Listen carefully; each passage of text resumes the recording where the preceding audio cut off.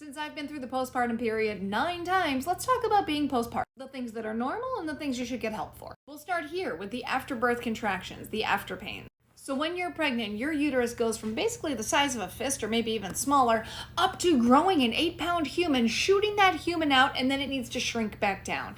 And the way it shrinks is the same way it evicted the human, and that is contractions. And those are called after pains, and they hurt. They're very uncomfortable. And they're usually, like, people will be like, it's like a period. It's not. It's way, way worse. It is extremely uncomfortable, but it's also a very good thing. It's something your body needs to do. So what I do is when I'm getting ready to move from the birth room over to the recovery room, I just ask them for 800 milligrams of ibuprofen, and I stay on that for at least a couple of weeks. I also ask for a heating pad, and every time they've got me one, and that always helps. Even if it doesn't take the pain away, it just gives you something to distract it by, like, something hot. Between Motrin and the heating pad, it's typically manageable, and it is worse if you're nursing, but again, it's healthy. You want your uterus to contract back down. In the hospital, they're also going to massage the top of your uterus to make sure your uterus clamps down. It's also very uncomfortable, but it is also very healthy. You want this to happen. I know our brains always want to run away from pain, but you have to trust that your body knows what it's doing. Right after you give birth, your uterus drops down to right around belly button level. It doesn't shrink all the way back down right away. And every one of those after pains is actually helping your uterus contract, get out all the rest of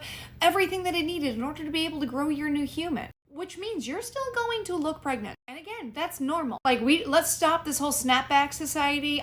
You don't look snatched, okay? That's not healthy. Not only is it not healthy because it's putting an unhealthy societal expectation of women just always being perfect, and that's just way too much pressure. But also, your body needs all of that fat and all of the things that it had in order to be able to nurse your baby for the next year. Even if you're bottle feeding, your body was still preparing to nurse the baby, so you know that fat that your body's retaining was actually needed. Your body's not dumb. It knows exactly what to do to get you back to health.